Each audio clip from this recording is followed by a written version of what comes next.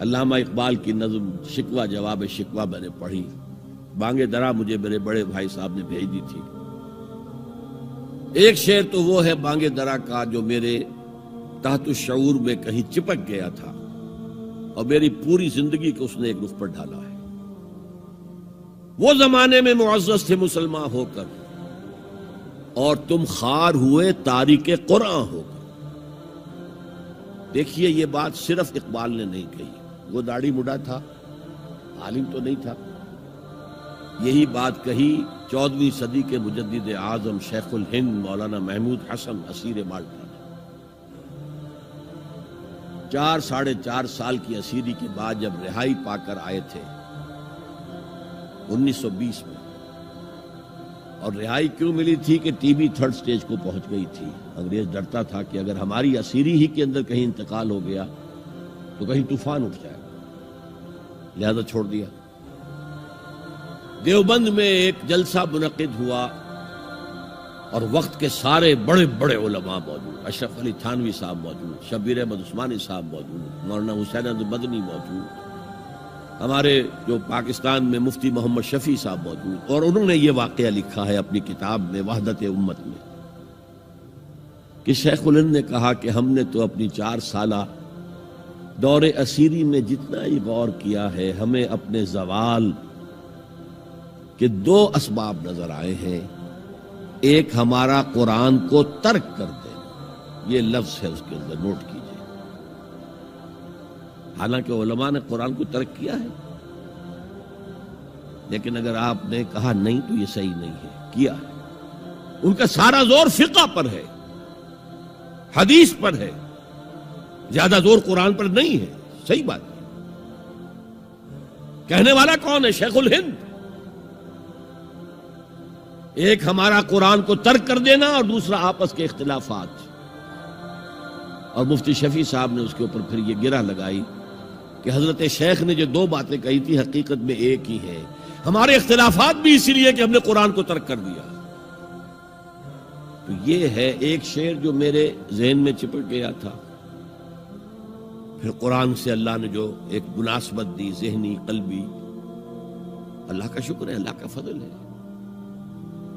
دوسرا شعر وہ ہے کہ وقت فرصت ہے کہاں، کام ابھی باقی ہے، نور توحید کا اتمام ابھی باقی ہے۔ پورا کرہ ارضی جب تک کہ توحید سے جلوگر نہ ہو جائے اور اسلام کا ڈنکا نہ بج جائے، اس وقت تک حضور کا مشن مکمل نہیں ہے۔ حضور حوالے کر کے گئے تھے امت کے۔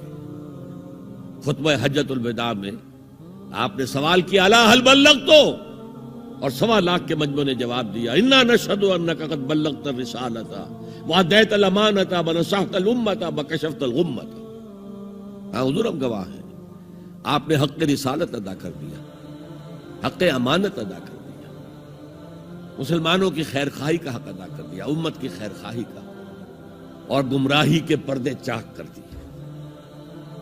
3 دفعہ حضور نے سوال کیا، 3 دفعہ جواب دے کر پھر آسمان کی طرف نگاہ اٹھائی اور انگشت شہادت سے اشارہ کیا اور پھر لوگوں کی طرف اللہم اشہد اللہم اشہد اللہم اشہد، اے اللہ تو بھی گواہ رہے، یہ مان رہے ہیں کہ میں نے پہنچا دیا۔ اسے میں کہا کرتا ہوں سائی آف ریلیف۔ کندھوں پر ایک بہت بڑا بھاری بوجھ آ گیا تھا، بہت بڑی امانت تھی قرآن، اس کے پہنچانے پر کیا کیا تکلیفیں اٹھائی ہیں۔ پاگل کہے گئے، مجنون کہے گئے، شاعر کہے گئے، ساحر کہے گئے، مسحور کہے گئے، کیا نہیں کہا گئے۔ اور پھر جو مارے کھائی ہیں، جو 3 سال کی شیب بنی ہاشم کے اندر اسیری تھی، جس میں کھانے پینے کی چیزیں گھاٹی میں داخل نہیں ہو سکتی تھی۔ ہماری جیلوں میں تو آپ کو کھانا تو ملتا ہے، وہاں تو کچھ نہیں تھا۔ پھر طائف کا پتھراؤ یاد کیجئے، پھر مکے سے نکلنا اور 3 دن رات ایک غار میں چھپے رہنا، پھر مدینے کے اندر آپ کو معلوم ہے غزوہ بدر آ رہی ہے، اس میں 70 اگر کافر مارے گئے تو غزوہ احد میں 70 صحابہ شہید ہوئے، جن میں حضرت حمزہ بھی ہیں۔ 3 رشتے ہیں حضرت حمزہ سے حضور کے، چچا بھتیجا، سب کو بس یہی معلوم ہے، چچا بھتیجا، خالہ زاد بھائی، دودھ شریک بھائی، اور عربوں میں دودھ شریک بھائی حقیقی بھائی کے طور پر ہوتا تھا، اور ان کی لاش سامنے آئی ہے کہ ناک کاٹ لی گئی ہے، کان کاٹ لیے گئے ہیں، اور پیٹ چاک کر کے کلیجہ چبایا گیا ہے۔ یہ سارے بوجھ اٹھا کر اگر وہ حق تبلیغ ادا ہو گیا، اے اللہ یہ مان رہے ہیں، تو بھی گواہ ہے۔ اور پھر کیا کہا؟ فَلْيُبَلِّغِ الشَّاهِدُ الْغَائِبَ، اب جو یہاں موجود ہیں ان کا فرض ہے کہ ان کو پہنچائیں جو یہاں نہیں ہے، اور یہ ابد الآباد تک کے لیے، قیامت تک کے لیے ہے۔